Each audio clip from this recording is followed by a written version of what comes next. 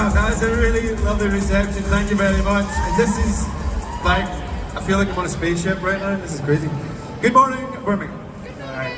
It's weird, isn't it? It's floating, we've got people behind us. It is. I always feel like I want to play to my audience, so I'm going to be doing this a lot, so that you don't just get the back of my, you know, midlife crisis balding head.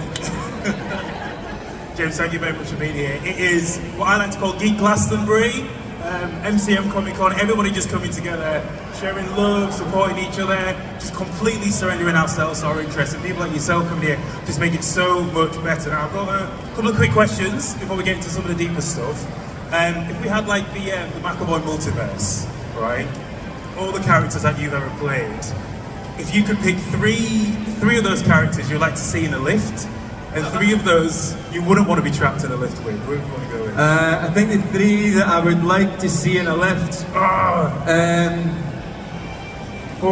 three that I'd like to see in a lift. Robbie from Atonement, probably him alongside Professor Charles Xavier would be quite nice, but then it feels like they're all just going to be too nice, so I'd want to stick him in with somebody who's a bit deviant, so maybe stick him in with the guy, Paddy from Speak No Evil, and see how those two nice guys deal with that absolute bad bastard. Oh, awesome. Brilliant. Round of applause, please. No need. Right, so I'm going to get some questions from you guys toward the end. I want to fire some to you straight away, but I want to look at like the origins of your acting career. You know, how did you get started? You know, what was the thing that pushed you into this world, and what was the thing that made you stay? That made you think, okay, yeah, this is cool. This is the thing that made me stay. Yeah, the thing that made me stay is the offer of employment and financial compensation. The ability to pay my bills, that's probably what made me stay. I'm not being glib about it in my answer. That is literally one of my biggest ambitions as an actor when I decided to try and become a professional actor, was to try, hello everyone over there, was to try and be able to pay my bills doing something that is really hard to do and that lots of people want to do, and there's not enough work out there. So really one of my biggest ambitions, I know it sounds low-key, but was to be able to pay my bills, and I fulfilled that fairly quickly. And in life, one of my biggest ambitions was just to own my own house, and I did that sort of in my late 20s, and then after that, everything else is just icing on the cake, you know. But how did I get into acting? Very lucky. I went to a state school. My English teacher was a very nice woman. We were studying Macbeth in class at the time. Her next door neighbour was a very famous Scottish film actor and director called David Heyman, and I'd seen him in stuff. I'd seen him in movies with Arnold Schwarzenegger and all that, and he came and gave us a chat in class. The class were a little bit rough on him. I went up to him at the end and I said, "Thank you very much for coming. Can I come and make the tea, make coffee for you when you're directing a film again?" He said, "Yes, of course." So it comes time, he's directing a film 6 months later, and he decided to call the school and ask if I wanted to audition for a part, and I was like, what? Because I'd never done acting before, never done, you know, acting club or drama class or anything. And I went in, did the audition, he took me outside, said, "This is the guy who's playing Kevin in the film," and he introduced me to Andy Serkis, who was going to be in the movie. So it was my first day as a professional actor, as any kind of actor, was sitting with Andy Serkis, who I loved, in a children's TV show called Streetwise, and helping him learn how to do a Glaswegian accent. So it was an amazing intro into the business. What was his accent like? Was it alright? His accent? Yeah, was it okay? I mean, he's an amazing actor, he can do anything. Yeah, his accent was good. And along the way, what sort of like support or guidance or guidelines that helped you on your journey? Because obviously, I don't know, is anybody out there that's interested in acting or that is an actor?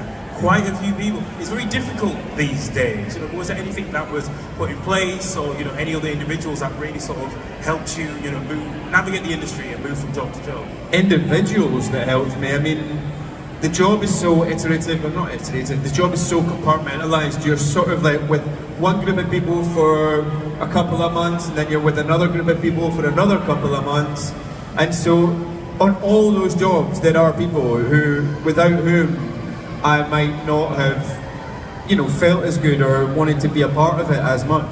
But I'd say the big key people for me, and this sounds so dull and obvious, but the big key people for me are my agent, Ruth Young, particularly at United Agents. I've been with her 25 years, 26 years probably.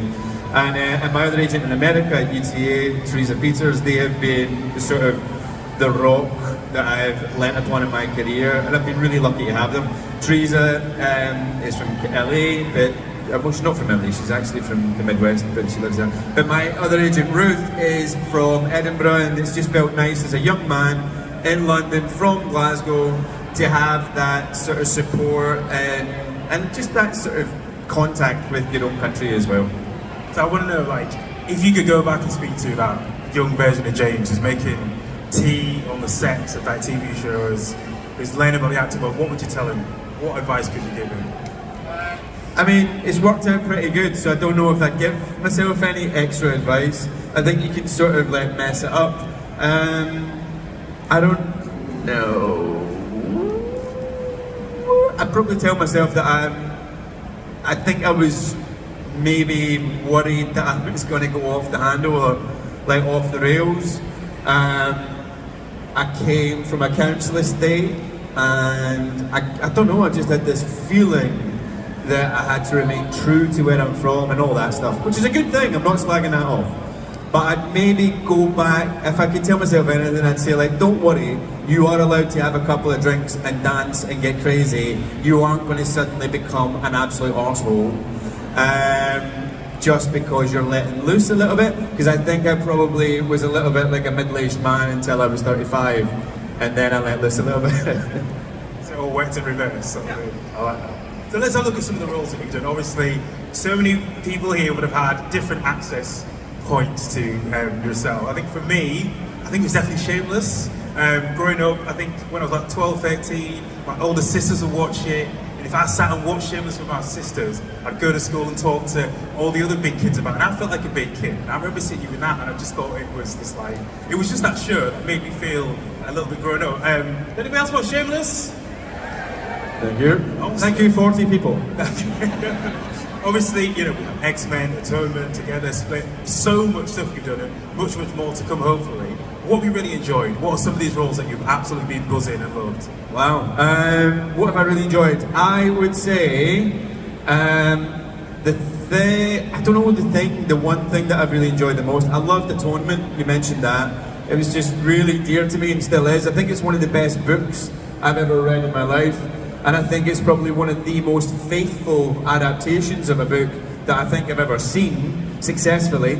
Because it's not always a good idea to be faithful to the book, it doesn't always work on screen, but this one, the combination of the way the book is written, what it's about, and Joe Wright, that incredible director, just, it's the best, most faithful adaptation of a book I've ever seen. That character made me cry, still makes me cry sometimes when I think about him. You know, getting to do a big, huge sort of superhero movie sounds like, well, that can't be your favourite, and it is my favourite, but those X-Men movies that we made were like great fun, and I actually felt like I got to do some decent acting in at least the first couple, you know.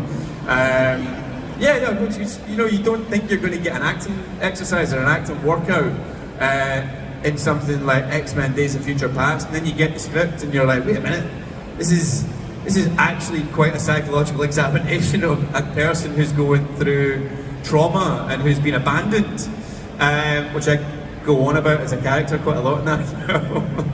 Don't stop banging on about it. So yeah, those are, I'd say, some of my highlights. But then, you know, Split and Speaking of Evil, there's a lot of fun to be had there with literally the comedy and the fun along with the scary stuff and the horror. So I've been really lucky that I've had such variety in my career, and that is probably the thing that I've appreciated and enjoyed the most. Well, you've